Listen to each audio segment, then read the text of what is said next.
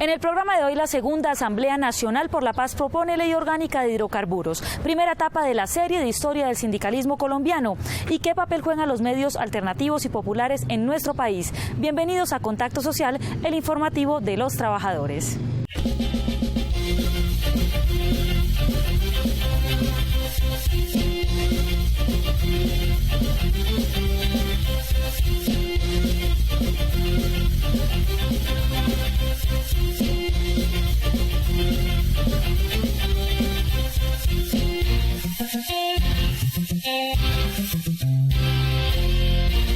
Contacto Social, el informativo de los trabajadores. En el marco de la segunda Asamblea Nacional por la Paz, la Unión Sindical Obrera se planteó la realización de un proyecto de ley orgánica de hidrocarburos. Conozcamos un poco más sobre la propuesta para el pueblo colombiano.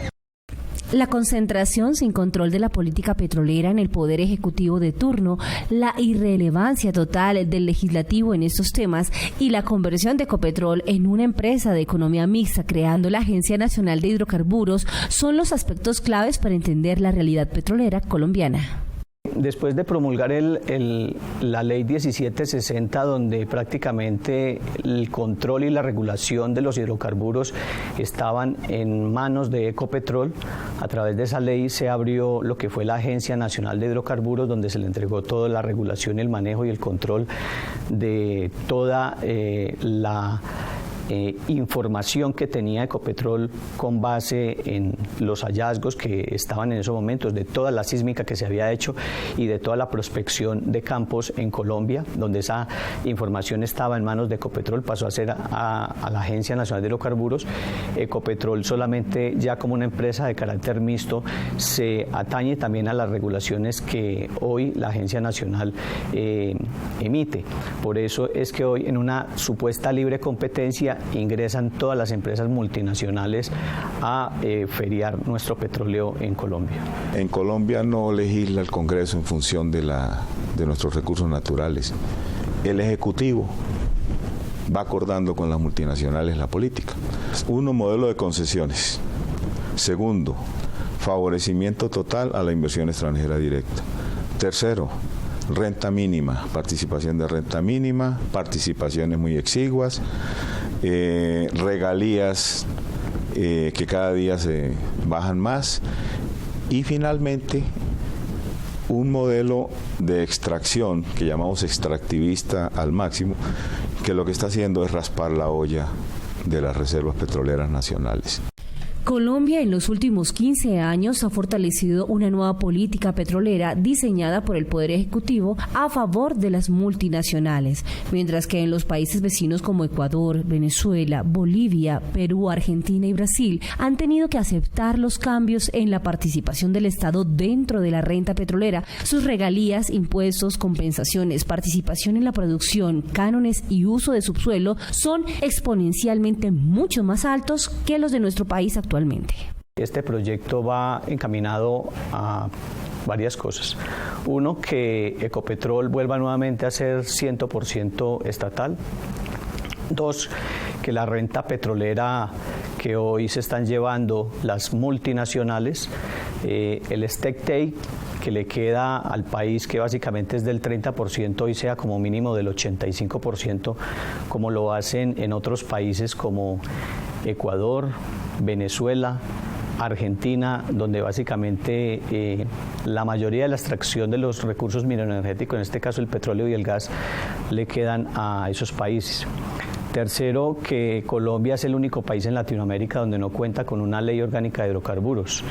Y solamente el Ministerio de Minas y Energía lo que promulga o que lo que promueve a cada rato son resoluciones y decretos, y de esta forma es que se está manejando la política petrolera. Cuarto sería todo el manejo medioambiental, que hoy está prácticamente las multinacionales degradando el medio ambiente y en la cual nos queda a las comunidades y a los trabajadores todo ese pasivo que dejan las multinacionales después de extraer el recurso hidrocarburífero. Este proyecto pretende brindar elementos a las comunidades para la discusión de una ley de hidrocarburos responsable con el medio ambiente y en beneficio de la población colombiana. De estas importantes deliberaciones de esta segunda Asamblea Nacional por la Paz a lo largo y ancho de las comunidades del territorio nacional han concluido que debemos materializar la Ley Orgánica de Hidrocarburos para el país, una ley necesaria, una ley urgente que requerimos como Estado colombiano para que se desarrolle equitativamente la riqueza en materia de hidrocarburos para las comunidades, desde luego donde obtengamos un reconocimiento, una participación de las regalías y de la renta petrolera para todo el país colombiano. Básicamente la ley plantearía estos objetivos. Uno es que hoy el impacto medioambiental que están sufriendo las regiones por cuenta de la extracción, básicamente en la primera fase está el otorgamiento de una licencia ambiental por parte de la Agencia Nacional de Licencias Ambientales. Lo que pasa es que después de que la multinacional ingresa a hacer la perforación y hacer todo el proceso de producción de crudo, en esos momentos no hay ninguna regulación, ninguna ente que vigile los problemas medioambientales que se están viviendo en las regiones. Segundo, el tema de los precios de los combustibles sería básicamente regular su precio con base en unas fórmulas que sean mucho más acordes al pueblo colombiano. Tercero, el tema de la renta petrolera, cuando hoy básicamente el 30% le queda al país y el 70% le queda a las multinacionales, lo que queremos es que ese stake take sea por lo menos del 85% para que básicamente le quede al país parte de esa extracción que hoy se le queda en manos de las multinacionales. Y por último, sería también que mucha ventaja la creación de ese Congreso Nacional de Hidrocarburos, donde participarían las comunidades que tendrían, que son productoras hoy del crudo, la organización sindical y básicamente estaría también regulado por el Ministerio de Minas y Energía y la Agencia Nacional de Hidrocarburos. Lo que buscamos también es que se desaparezca la Agencia Nacional y quede nuevamente Ecopetrol como un ente regulador de todo el sector de los hidrocarburos en Colombia. Lo que nos interesa con todo este proceso es que el país se entere a fondo de cuál es la realidad de nuestra industria petrolera. Con el avance tecnológico hemos presenciado el surgimiento de muchos medios de comunicación pertenecientes a colectivos de ciudadanos comunes, pero ¿cuál es la incidencia de estos medios en la sociedad actual? Hace 31 años en la ciudad de Bogotá, campesinos, trabajadores y jóvenes participan en el Festival La Voz, encuentro cultural organizado por los integrantes del medio de comunicación homónimo que transita las calles populares de la ciudad.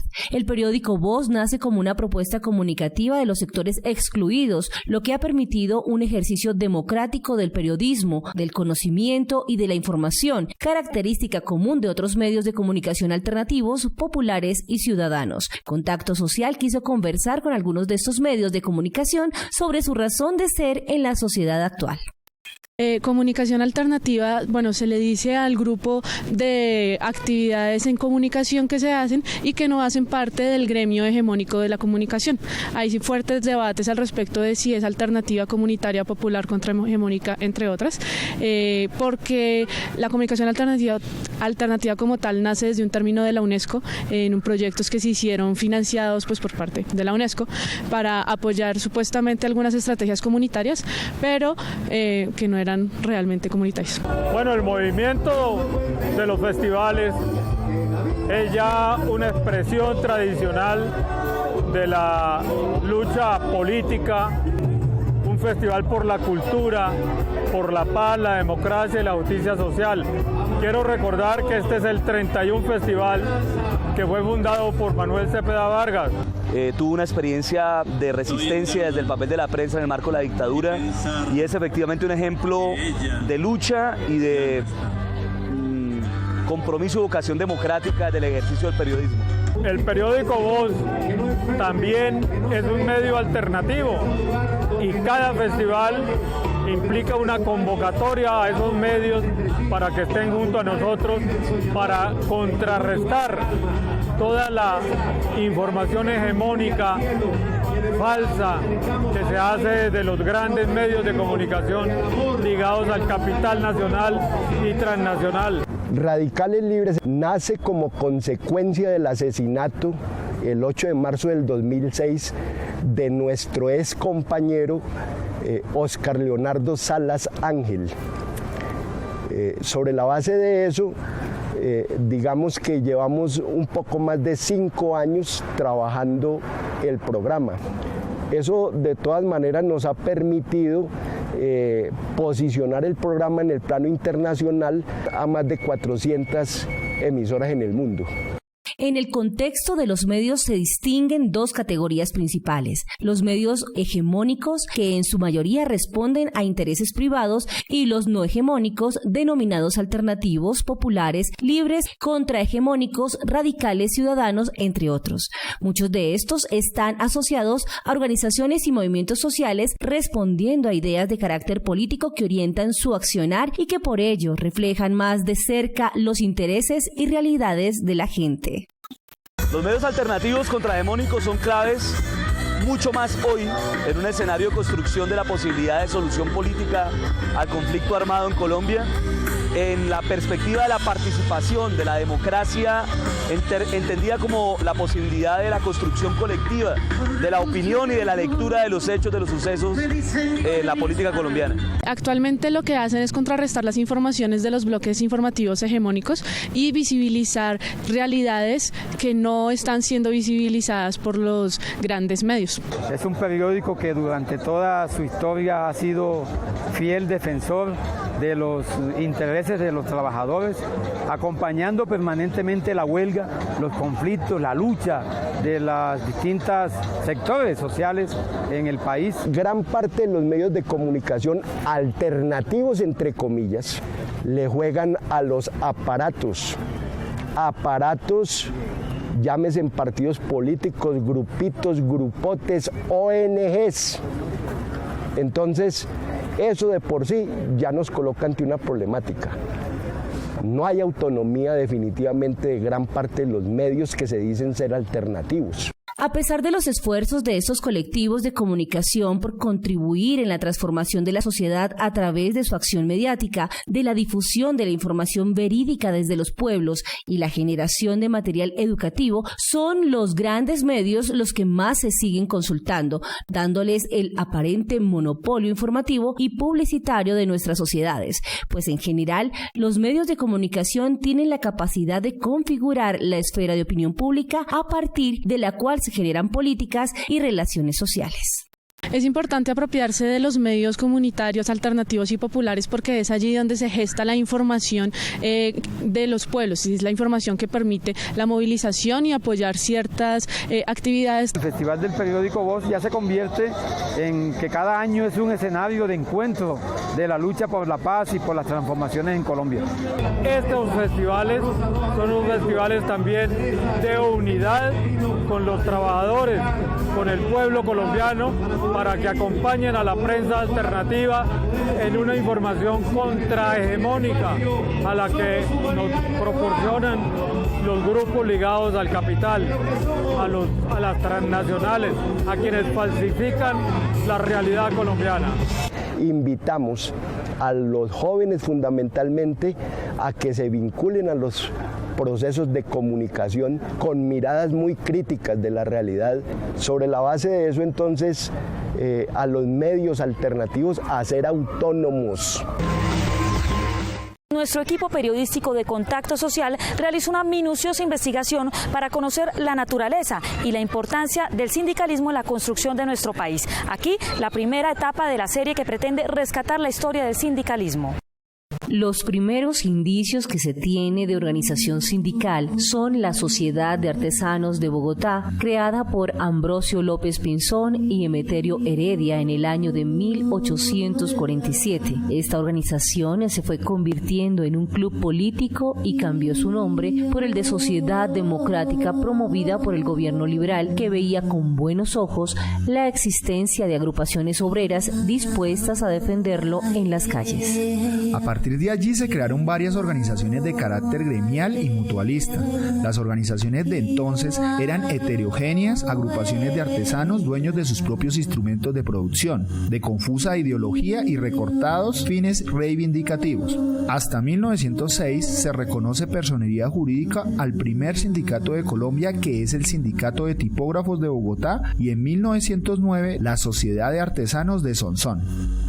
Es importante señalar que según Urrutia, en la primera década del presente siglo, toda la infraestructura del país, las comunicaciones por vía férrea, el río Magdalena y los puertos del mar se ajustaban a las relaciones de dependencia colonial impuestas por el imperialismo. Servían para sacar nuestros productos de exportación. Los ferrocarriles habían sido construidos y eran explotados mediante concesiones a firmas inglesas. Por consiguiente, el movimiento obrero fue dominado hasta 1945 por los sindicatos ferroviarios y los sindicatos del río.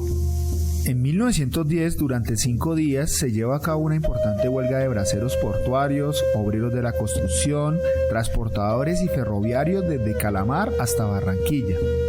En 1913 nace el primer intento de una organización de segundo grado, la Unión Obrera de Colombia, y en 1917 nace el Sindicato Central Obrero, que años después daría vida al Partido Socialista Revolucionario.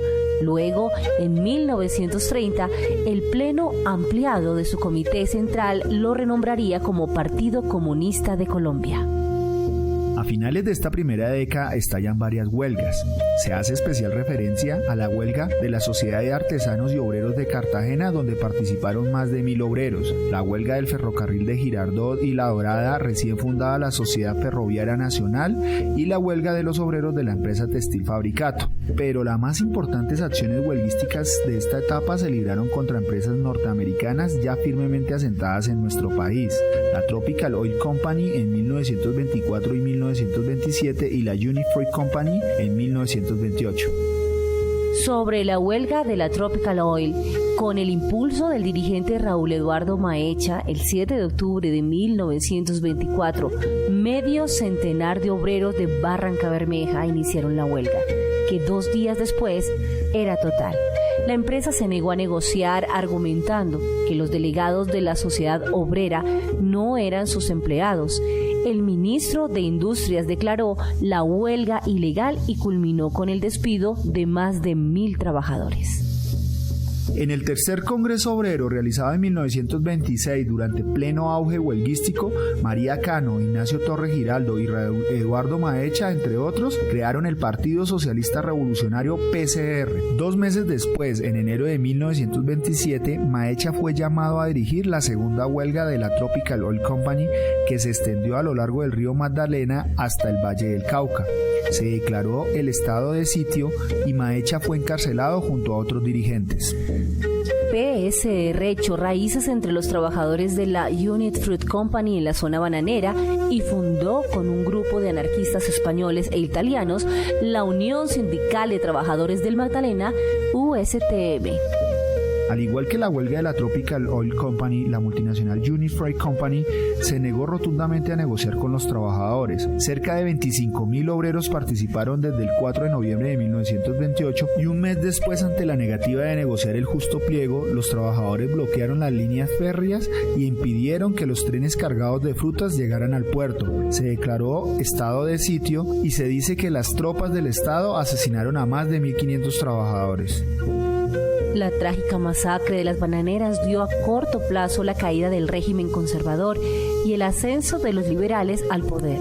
En 1931 se expide la Ley 83, que reconoce el derecho a ejercer la actividad sindical y firmar contratos colectivos. Pero fue el primer gobierno de Alfonso López Pumarejo, 1934-1938, donde en su mandato de la Revolución en Marcha buscó y obtuvo el apoyo popular en cabeza de los trabajadores.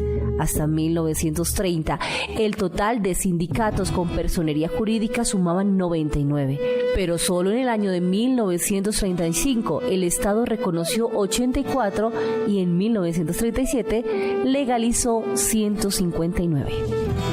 En 1936, patrocinado por el gobierno nacional, nació en la ciudad de Medellín la Confederación de Trabajadores de Colombia, CTC. Un año después, la Federación Nacional de Transportadores Marítimos, Fluviales, Portuarios y Aéreos, FEDENAL, columna vertebral de esta central, adquiere por primera vez su convención colectiva. En la crisis económica de la Segunda Guerra Mundial y sin el apoyo del gobierno Santos, de 1938-1942, aun cuando aceptaba el derecho de asociación, la CTC perdió su impulso inicial y se dio una baja significativa en el número de sindicatos que obtuvieron su personería jurídica.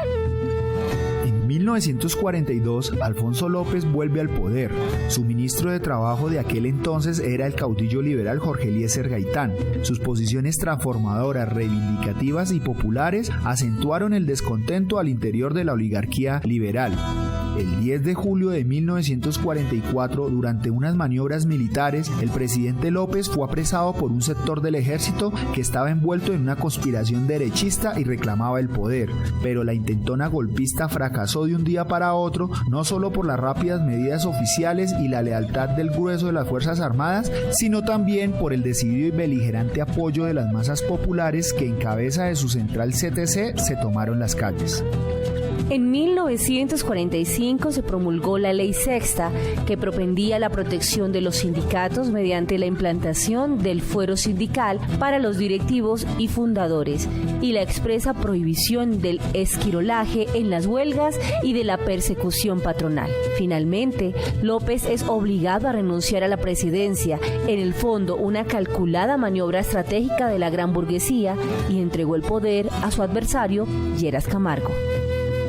A finales de 1945 estalló la huelga de trabajadores de FEDENAL. Alberto Lleras, que esperaba con ansias la ocasión de propinar un descalabro paralizante al movimiento obrero, aceptó el reto con el siguiente dilema: no puede haber dos poderes, uno en el río Magdalena y otro en el gobierno.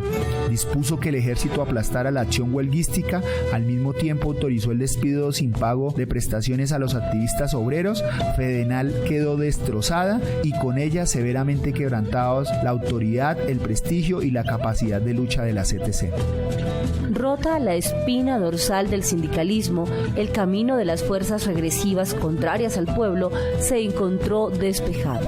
En el Estado se concentraba ya el poder de los grandes industriales, comerciantes y terratenientes, proceso que refrendó la asunción del conservador Ospina Pérez a la presidencia en 1946 para dar inicio a un tenebroso periodo de dictaduras y violencia antipopular. Esperamos que esta primera etapa de la historia del sindicalismo haya sido de su interés. Los invitamos a ver la segunda en nuestro siguiente programa. Escríbanos a @Contacto Social y visítenos en nuestra página web contactosocial.tv. Gracias por su compañía.